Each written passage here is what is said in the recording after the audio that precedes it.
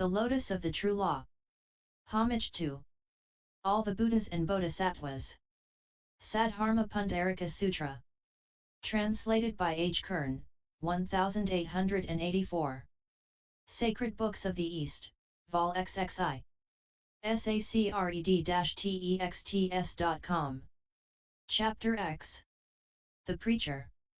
The Lord then addressed the 80,000 Bodhisattvas Mahasattvas by turning to Bhaishagyariga as their representative.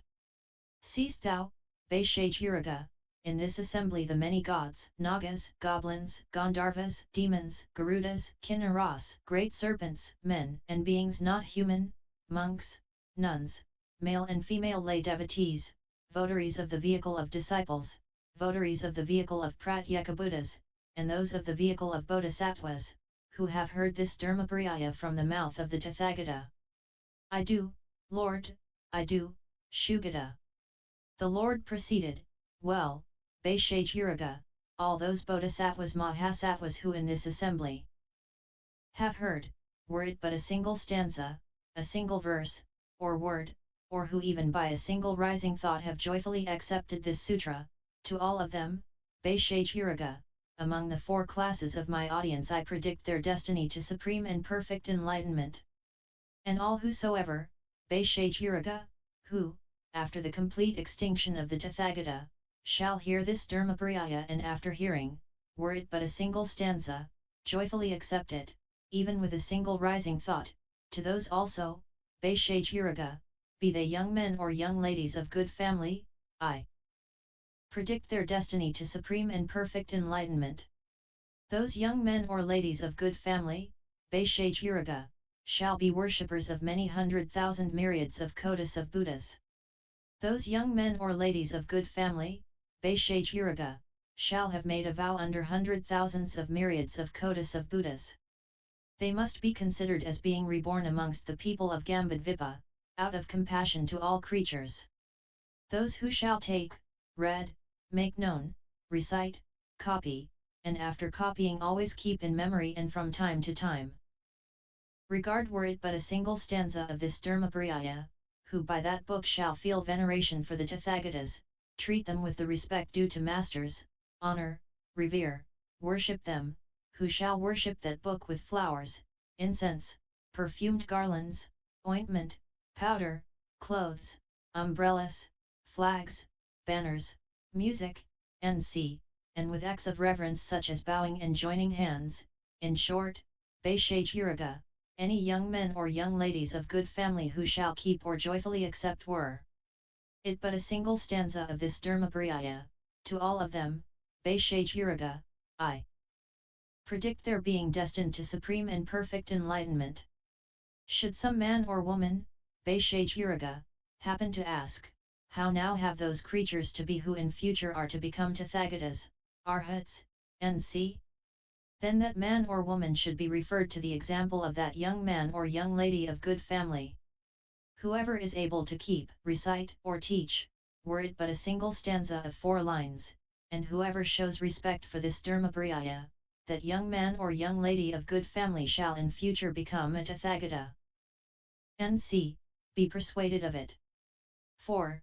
Bhaishagyariga, such a young man or young lady of good family must be considered to be a Tathagata, and by the whole world, including the gods, honor should be done to such a Tathagata who keeps were it but a single stanza of this Dharmaparyaya, and far more, of course, to one who grasps, keeps, comprehends, makes known, copies, and after copying always retains in his memory this Dharmaparyaya entirely and completely, and who honors that book with flowers, incense, perfumed garlands, ointment, powder, clothes, umbrellas, flags, banners, music, joined hands, reverential bows and salutations. Such a young man or young lady of good family, Bhaishagyariga, must be held to be accomplished in supreme and perfect enlightenment, must be held to be the like of a Tathagata, who out of compassion and for the benefit of the world, by virtue of a former vow, makes his appearance here in Gambadvipa, in order to make this Dharmaparyaya generally known. Whosoever, after leaving his own lofty conception of the law and the lofty Buddha field occupied by him, in order to make generally known this Dharmaparyaya, after my complete nirvana, may be deemed to have appeared in the predicament of a Tathagata, such a one, Bhaishagyariga, be it a young man or a young lady of good family, must be held to perform the function of the Tathagata, to be a deputy of the Tathagata. As such, Bhaishagyariga, should be acknowledged the young man or the young lady of good family, who communicates this Dharmaparyaya, after the complete nirvana of the Tathagata, were it but in secret or by stealth or to one single creature that he communicated or told it. Again, Bhaishagyariga, if some creature vicious, wicked, and cruel-minded should in the current age speak something injurious in the face of the Tathagata, and if some should utter a single harsh word, founded or unfounded, to those irreproachable preachers of the law and keepers of this sutranta, whether lay devotees or clergymen, I declare that the latter sin is the graver. 4. Bhaishagyariga, such a young man or young lady of good family must be held to be adorned with the apparel of the Tathagata. He carries the Tathagata on his shoulder, Bhaishagyariga, who after having copied this Dharmaparyaya and made a volume of it, carries it on his shoulder. Such a one, wherever he goes, must be saluted by all beings with joined hands, must be honored, respected, worshipped, venerated, revered by gods and men with flowers, incense, perfumed garlands, ointment, powder, clothes, umbrellas, flags, banners, musical instruments, with food, soft and hard, with nourishment and drink, with vehicles, with heaps of choice and gorgeous jewels. That preacher of the law must be honored by heaps of gorgeous jewels being presented to that preacher of the law. For it may be that by his expounding this Dharmaparyaya, were it only once, innumerable, incalculable beings who hear it shall soon become accomplished in supreme and perfect enlightenment. And on that occasion the Lord uttered the following stanzas.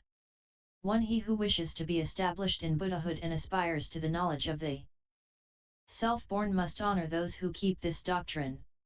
2. And he who is desirous of omniscience and thinks, how shall I soonest reach it? Must try to know this sutra by heart, or at least honor one who knows it. 3. He has been sent by the Lord of the world to convert, or catechis, men, he who out of compassion for mankind recites this sutra. 4. After giving up a good position, that great man has come hither, he who out of compassion for mankind keeps this sutra, in memory. 5. It is by force of his position, that in the last times he is seen preaching this unsurpassed sutra. 6. That preacher of the law must be honored with divine and human flowers and all sorts of perfumes, be decked with divine cloth and strewed with jewels. 7. One should always reverentially salute him with joined hands, as if he were the chief of jinas or the self-born, he who in these most dreadful, last days keeps this sutra of the extinct, Buddha. 8. One should give food, hard and soft, nourishment and drink, lodging in a convent, coatus of robes to honor the son of Jina, when he has propounded, be it but once, this sutra. 9. He performs the task of the Tathagatas and has been sent by me to the world of men, he who in the last days shall copy, keep, or hear this sutra. 10. The man who in wickedness of heart or with frowning brow should at any time of a whole eon utter something injurious in my presence, commits a great sin. 11. But one who reviles and abuses those guardians of this sutranta, when they are expounding this sutra, I say that he commits a still greater sin. 12. The man who, striving for superior enlightenment, shall in a complete eon praise me in my face with joined hands, with many myriads of codas of stanzas.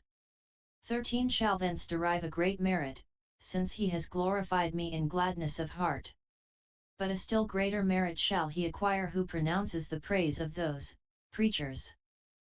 14. One who shall during 18,000 codas of eons pay worship to those objects of veneration, with words, visible things, flavors, with divine sense and divine kinds of touch. 15. If such a one, by his paying that worship to the objects of veneration during 18,000 codas of eons, happens to hear this sutra, were it only once, he shall obtain an amazingly great advantage. I announce to thee, Bhaishagyariga, I declare to thee, that many are the Dharmaparyayas which I have propounded, am propounding, and shall propound. And among all those Dharmaparyayas, Bhaishagyariga, it is this which is apt to meet with no acceptance with everybody, to find no belief with everybody. This, indeed, Bhaishagyariga, is the transcendent spiritual esoteric lore of the law, preserved by the power of the Tathagatas, but never divulged. It is an article of creed, not yet made known by the majority of people. Bhaishagyariga, this Dharmaparyaya is rejected during the lifetime of the Tathagata. In far higher degree such will be the case after his complete extinction. Nevertheless, Bhaishagyariga, one has to consider those young men or young ladies of good family to be invested with the robes of the Tathagata, to be regarded and blessed by the Tathagatas living in other worlds, that they shall have the force of individual persuasion, the force that is rooted in virtue, and the force of a pious vow.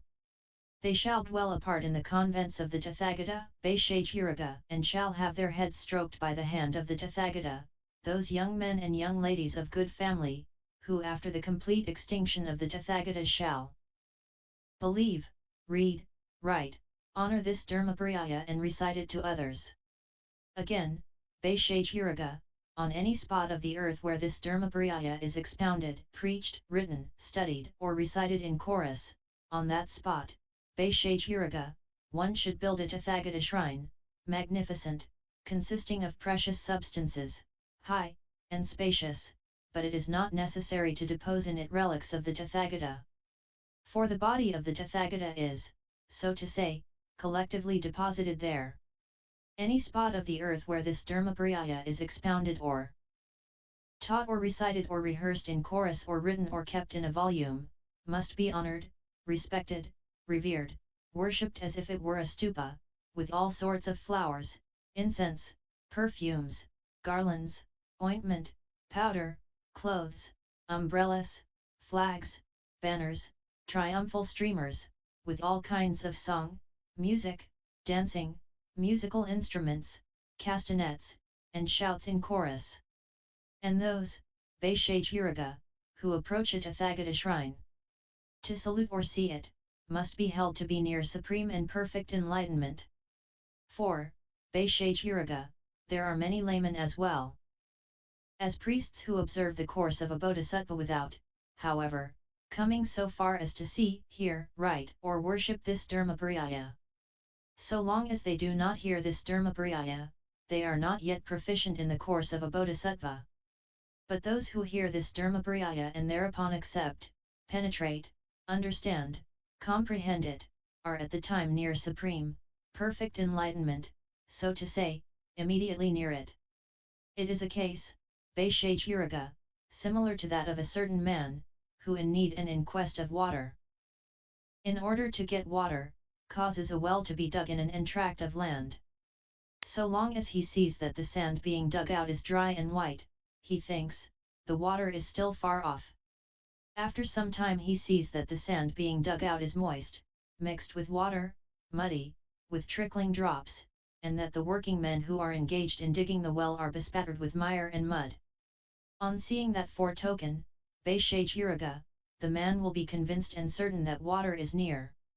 In the same manner, Bhaishagyariga, will these Bodhisattvas Mahasattvas be far away from supreme and perfect enlightenment so long as they do not hear, nor catch, nor penetrate, nor fathom, nor mind this Dharmaparyaya. But when the Bodhisattvas Mahasattvas shall hear, catch, penetrate, study, and mind this Dharmaparyaya, then, Bhaishagyariga, they will be, so to say, immediately near supreme, perfect enlightenment. From this Dharmaparyaya, Bhaishagyariga, will accrue to creatures supreme and perfect enlightenment.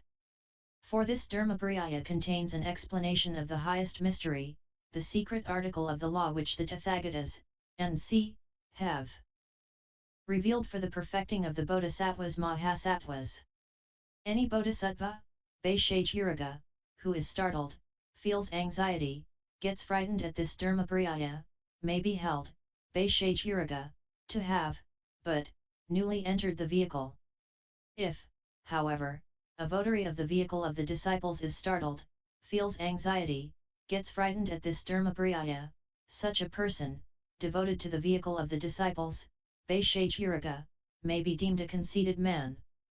Any Bodhisattva Mahasattva, Bhaishagyariga, who after the complete extinction of the Tathagata in the last times, the last period shall set forth this Dharmaparyaya to the four classes of hearers, should do so, Bhaishagyariga, after having entered the abode of the Tathagata, after having put on the robe of the Tathagata, and occupied the pulpit of the Tathagata.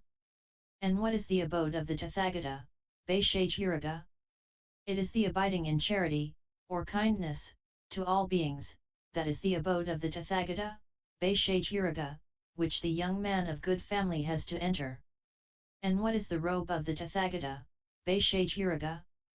It is the apparel of sublime forbearance, that is the robe of the Tathagata, Bhaishagyariga, which the young man of good family has to put on. What is the pulpit of the Tathagata, Bhaishagyariga? It is the entering into the voidness, or complete abstraction, of all laws, or things, that is the pulpit, Bhaishagyariga, on which the young man of good family has to sit in order to set forth this Dharmaparyaya to the four classes of hearers. A Bodhisattva ought to propound this Dharmaparyaya with unshrinking mind, before the face of the congregated Bodhisattvas, the four classes of hearers, who are striving for the vehicle of Bodhisattvas, and I, staying in another world, Bhaishagyariga, will by means of fictitious creatures make the minds of the whole congregation favourably disposed to that young man of good family, and I will send fictitious monks, nuns, male and female lay devotees in order to hear the sermon of the preacher, who are unable to gainsay or contradict him. If afterwards he shall have retired to the forest, I will send thither many gods, nagas, goblins, gandharvas, demons, garudas, kinnaras, and great serpents to hear him preach, while I, staying in another world, Bhaishagyariga, will show my face to that young man of good family, and the words and syllables of this Dharmaparyaya which he happens to have forgotten will I again suggest to him when he repeats his lesson. And on that occasion the Lord uttered the following stanzas. 16. Let one listen to this exalted sutra, avoiding all distractedness, for rare is the occasion, given, for hearing it, and rare also the belief in it. 17. It is a case similar to that of a certain man who in want of water goes to dig a well in an arid tract of land, and sees how again and again only dry sand is being dug up. 18. On seeing which he thinks, the water is far off, a token of its being far off is the dry white sand which appears in digging. 19. But when he, afterwards, sees again and again the sand moist and smooth, he gets the conviction that water cannot be very far off. 20. So, too, are those men far from Buddha knowledge who have not heard this sutra and have failed to repeatedly meditate on it. 21. But those who have heard and oft meditated on this profound king amongst sutras, this authoritative book for disciples. 22. Are wise and near Buddha knowledge, even as from the moisture of sand may be inferred that water is near. 23. After entering the abode of the Jina, putting on his robe and sitting down on my seat, the preacher should, undaunted, expound this sutra. 24. The strength of charity, or kindness, is my abode, the apparel of forbearance is my robe, and voidness, or complete abstraction, is my seat. Let the preacher take his stand on this and preach. 25. Where clods, sticks, pikes, or abusive words and threats fall to the lot of the preacher, let him be patient, thinking of me. 26. My body has existed entire in thousands of kotis of regions, during a number of kotis of eons beyond comprehension I teach the law to creatures. 27. To that courageous man who shall proclaim this sutra after my complete extinction I will also send many creations. 28. Monks, nuns, lay devotees, male and female, will honor him as well as the classes of the audience. 29. And should there be some to attack him with clods, sticks, injurious words, threats, taunts, then the creations shall defend him. 30. And when he shall stay alone, engaged in study, in a lonely place, in the forest or the hills. 31. Then will I show him my luminous body and enable him to remember the lesson he forgot. 32. While he is living lonely in the wilderness, I will send him gods and goblins in great number to keep him company. 33 Such are the advantages he is to enjoy, whether he is preaching to the four classes, or living, a solitary, in mountain caverns and studying his lesson, he will see me. 34 His readiness of speech knows no impediment, he understands the manifold requisites of exegesis, he satisfies thousands of kotis of beings because he is, so to say, inspired or blessed, by the Buddha. 35 And the creatures who are entrusted to his care shall very soon all become bodhisattvas, and by cultivating his intimacy they shall behold Buddhas as numerous as the sands of the Ganges. End LSX 10.